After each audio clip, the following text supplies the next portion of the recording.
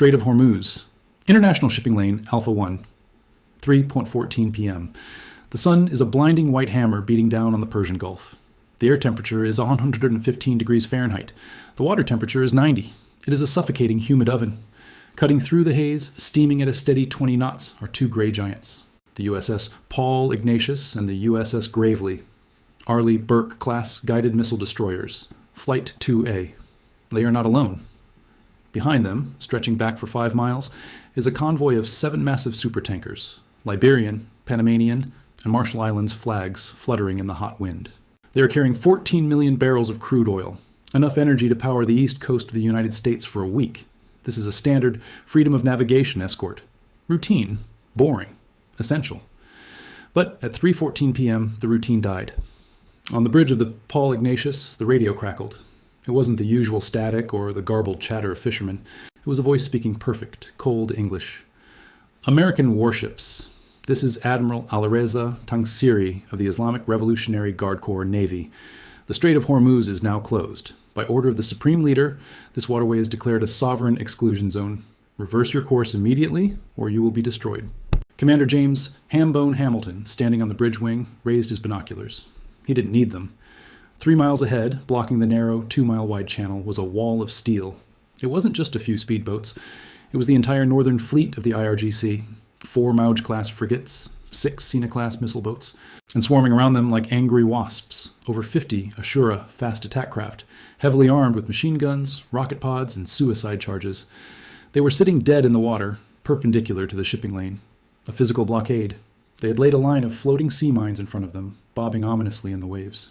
Tehran wasn't playing games. They weren't harassing. They were effectively putting a padlock on the global economy. If those tankers stopped, oil prices would hit $200 a barrel by sunset. Stock markets in London, New York, and Tokyo would crash. Iran believed they had the ultimate leverage. They believed the Americans would blink. They believed that no president would risk a full-scale war over a transit dispute. They were wrong. What happened in the next 46 minutes didn't just reopen the strait. It fundamentally deconstructed the Iranian Navy. It was a masterclass in kinetic diplomacy. This is the story of the day Iran tried to hold the world hostage and the U.S. Navy decided to stop negotiating. Let's rewind 12 hours. Tehran, the Supreme National Security Council, 3:00 a.m. The decision had been made in a bunker deep beneath the mountains. The sanctions were biting too hard. Inflation in Iran was at 60%. The currency was collapsing. The regime needed a crisis. They needed to force the West to the table on their terms. General Salami proposed Operation Chokehold. The plan was audacious. They wouldn't just attack a ship. They would close the road. They would deploy the fleet in a dense formation, effectively physically blocking the deep water channel that supertankers need to navigate. They calculated the American response carefully. The Americans are weak, the general argued. They are distracted by elections. They are terrified of escalation. If we block the channel, they will send diplomats. They will beg. And while they beg, we will dictate the price of oil. They moved their assets under the cover of a sandstorm that morning. By 2:00 p.m., the blockade was set. The mines were in the water. The trap was ready. They were waiting for the first American convoy. They wanted a confrontation. They wanted CNN to broadcast the image of U.S. warships turning around, retreating from Iranian might. But Iran made 3 catastrophic mistakes. First, they underestimated the rules of engagement for a blockade. Under international maritime law, and specifically under the U.S. Navy's standing orders for the Fifth Fleet, a blockade of an international strait is considered an act of war. It is not a provocation. It is not an incident. It is hostile aggression. Commander Hamilton on the Paul Ignatius didn't need to call the president for permission to shoot. He didn't need to call the Pentagon. The authorization to clear the lane was already written in the Standing Rules of Engagement, SROE binder, sitting on the bridge console. Iran thought they were starting a negotiation. In reality, they were triggering an automated kill switch. Second, they ignored the eye in the sky. The IRGC commanders believed they had achieved tactical surprise because of the morning sandstorm. They thought the U.S. satellites were blind. They didn't know about the MQ-4C Triton drone that had been loitering at 55,000 feet above the weather for the last 8 hours.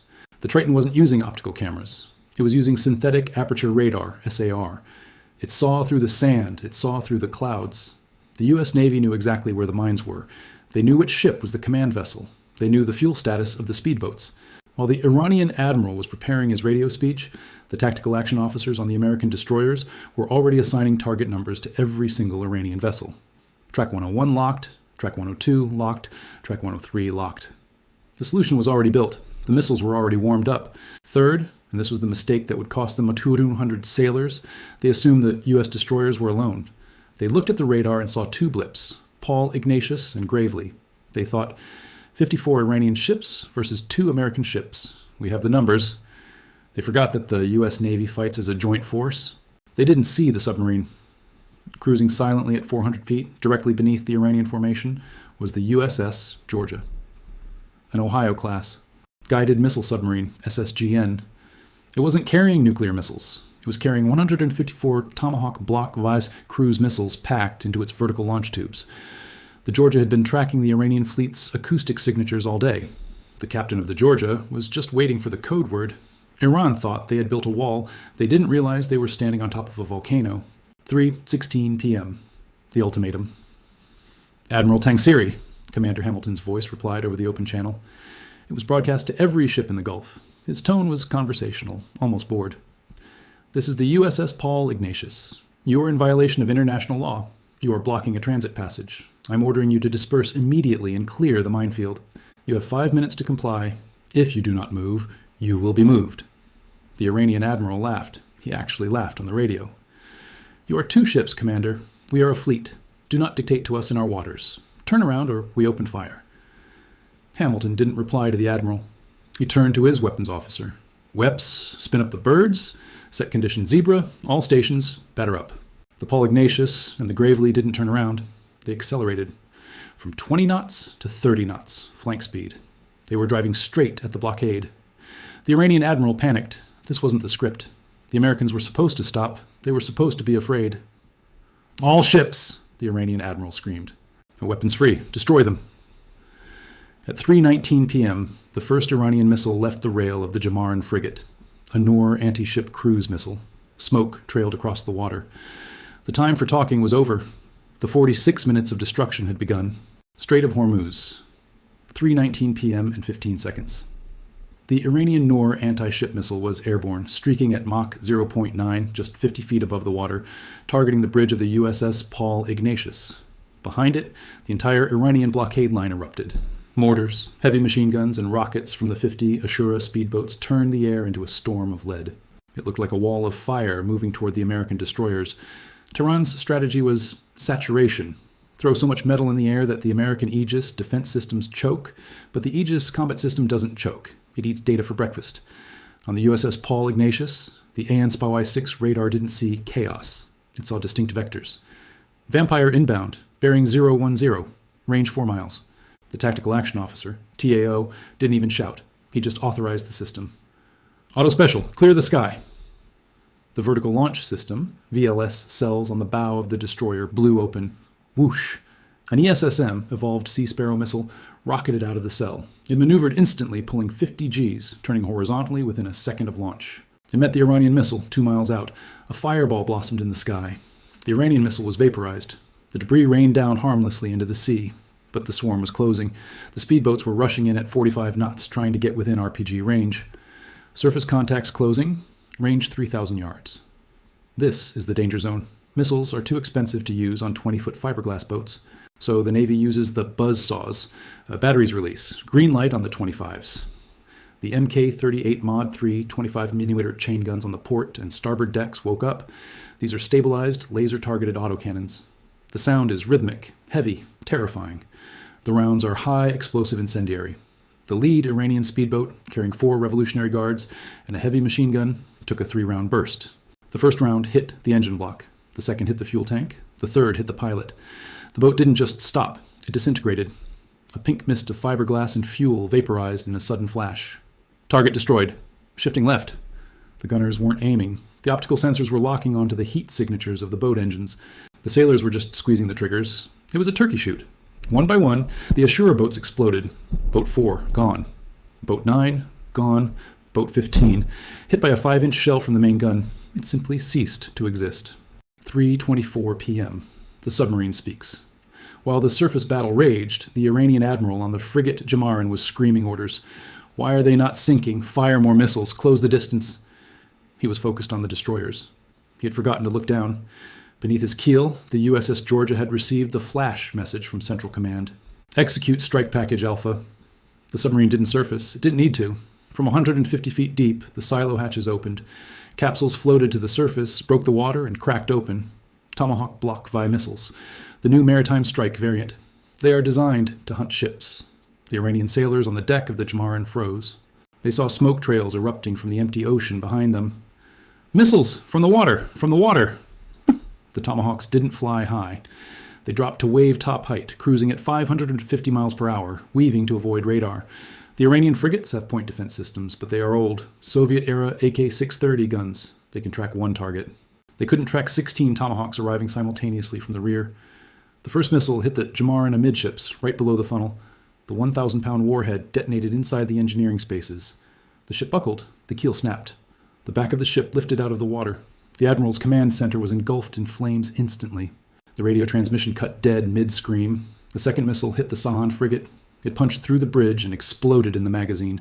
The ship turned into a volcano of ammunition cook-offs. The wall of steel was breaking. At 3:32 p.m., the air power arrives. The blockade was crumbling, but the mines were still there. And 30 speedboats were still weaving through the wreckage, trying to suicide ram the American destroyers. Commander Hamilton needed to clear the board. Viper 1-1, check in. Ignatius, this is Viper 1-1. Flight of 4 AH-1Z Vipers checking in. We are loaded for bear. Requesting tasking. The U.S. Marine Corps had arrived. Launching from the USS Baton, which was 40 miles back over the horizon, the attack helicopters swept in low. The AH-1Z Viper is a flying tank. Viper 1-1, you are cleared hot on all small boat contacts. Sanitize the lane. Copy. Cleared hot. The Hellfire missiles started dropping off the rails. These missiles use millimeter wave radar. They find their own targets. It was unfair. It was brutal. It was necessary. The Iranian speedboats tried to maneuver. They tried to hide behind the burning hulks of their frigates. The Hellfires didn't care. Every 10 seconds, another boat vanished in a pillar of water and fire. Then, the Vipers used the 20-millimeter rotary cannons to mop up. The sound of the Gatling guns echoed off the water. To the sailors on the American destroyers, watching from the bridge wings, it looked like the sea was boiling. The invincible IRGC Navy was being dismantled piece by piece. Strait of Hormuz, 3:45 p.m. The Battle of the Blockade had been raging for 31 minutes. The primary Iranian surface ships, the 4 frigates, were burning wrecks, listing heavily or already slipping beneath the oil-slicked waves. The swarm of 50 speedboats had been reduced to less than a dozen desperate stragglers, frantically trying to turn back toward the Iranian coast, their wakes zigzagging in panic. But the lane was not yet open. The mines. The Iranian admiral, before his ship was vaporized, had ordered the mine-laying ship Hejaz to drop its entire payload directly in the path of the approaching supertankers. Sonar on the Paul Ignatius picked them up. Minefield detected, bearing 000, range 1,000 yards, density high. If a supertanker hit one of those mines, it would crack open. Millions of gallons of crude oil would spill. The ecological disaster would be biblical. The strait would be closed for months for cleanup. Commander Hamilton had to make a choice. Stop the convoy and wait for minesweepers, which would take days, giving Iran a strategic win, or clear the path now. He chose the latter. Get the MH-60s in the air. Deploy the AMNS. The Airborne Mine Neutralization System. From the flight deck of the USS Gravely, an MH-60S Nighthawk helicopter lifted off. It wasn't carrying missiles. It was carrying a pod that looked like a sleek torpedo. The helicopter hovered over the minefield. The sensor operator in the back lowered the pod. Acquiring targets. I have 4, 5, 6 contacts. Floating contact mines. Old school. The operator deployed the Archers, small, remotely operated underwater vehicles connected by fiber optic cable. They swam through the water, guided by the camera feed. Target 1 locked. The Archer vehicle hugged the spiky iron sphere of the mine. Detonate. Whump. A massive column of water shot 100 feet into the air. The shockwave vibrated the hull of the destroyer. Target 1 cleared. Moving to target 2. It was surgical, methodical. Within 8 minutes, a 500-yard wide channel had been blasted through the minefield. A safe corridor. 3:52 p.m. The last gasp. Tehran was watching the live feed from a coastal radar station. They were horrified. Their fleet was gone. Their mines were being popped like balloons. Desperation took over. Launch the coastal batteries. Fire everything. Hidden in the jagged mountains of Keshm Island, 3 mobile missile launchers drove out of their caves. They were armed with Ghadir anti-ship missiles. Range, 300 kilometers. They locked onto the supertankers. The destroyers were hard targets, but the tankers were sitting ducks. Radar lock. Vampire, land-based launch. 3 missiles streaked from the mountains, heading for the lead tanker, the Pacific Glory. The Paul Ignatius was out of position to intercept with standard missiles. The angle was bad. "They're going for the oil," the TAO shouted. Commander Hamilton looked at the display. "Engage with CIWs and call the B-1. "The B-1, sir?" "You heard me. Call the bone." High above, cruising at Mach 0.9 at 30,000 feet, was a single B-1B Lancer bomber. It had flown all the way from Diego Garcia for overwatch. "Bone 1-1, this is Ignatius. We have active coastal batteries engaging civilian shipping. Grid coordinates follow. Smash them." "Copy, Ignatius. Bone 1-1 is dropping." The B-1B didn't use nukes. It didn't use massive bombs. It used the SDB-2, small diameter bomb. The bomb bay doors opened. 8 small winged glide bombs dropped. They deployed wings and glided silently toward the mountains. They used infrared seekers to find the heat of the missile launcher trucks. Meanwhile, the incoming Iranian missiles were closing on the tanker. The USS Gravely slewed its Phalanx CIWS, close-in weapon system, around. The R2D2 gun, its a last-ditch defense. 20 meek tungsten rounds, firing at 4,500 rounds per minute. The radar tracked the incoming missiles. A solid stream of tracers looked like a laser beam cutting the sky. The first Iranian missile flew into the wall of tungsten. It exploded 500 yards from the tanker. Shrapnel rained down on the deck, but the hull held. The second missile? Same result. The third missile malfunctioned and dived into the water. Held.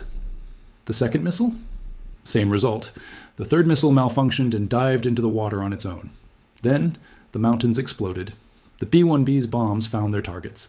The 3 Iranian missile launchers disappeared in 3 precise, blinding flashes of light. The secondary explosions from their remaining missiles blew the entire side of the cliff face off. The threat was gone. 3:58 p.m. The silence. The shooting stopped. The noise of the chain guns faded. The roar of the missiles died away. The only sound was the wind and the crackling of fires burning on the surface of the water where the Iranian fleet used to be.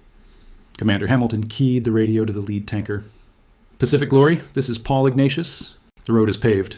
You are clear to proceed. Speed 15 knots. Don't stop for anything." "Copy that, Ignatius. Thank you. God bless you guys." The massive tanker began to churn the water, moving forward through the smoke, passing the burning wreckage of the Iranian flagship. The blockade was broken. Iranian frigate break in half from the Tomahawk strike. They saw the speedboats disintegrating under chain gun fire. They saw the tanker sailing safely past the wreckage. The caption was simple: "The strait is open." The video got 100 million views in an hour. The Iranian people saw it via VPNs. The victory parade in Tehran was canceled quietly. There were no riots in the streets, but there was a deafening silence. The myth of Iranian naval power had been shattered. They realized that their swarm tactics were suicide against a modern networked enemy. The lesson learned that afternoon was absolute. For decades, military analysts had debated, can a swarm of small boats defeat a U.S. destroyer? The answer was now written on the bottom of the Persian Gulf. No. You cannot block a global artery with speedboats when the other side has space-based radar and laser-guided autocannons. Iran learned that the U.S. Navy's patience has a limit. They learned that freedom of navigation isn't just a slogan. It is the core mission of the most powerful fleet in history. Admiral Tangsiri tried to close a door that the world needs open. He found out that the U.S. Navy doesn't knock. They kick the door down. Passage secured. Mission accomplished. The spice must flow, and thanks to the USS Paul Ignatius, it did. Watch standards. Resume normal patrol. Out.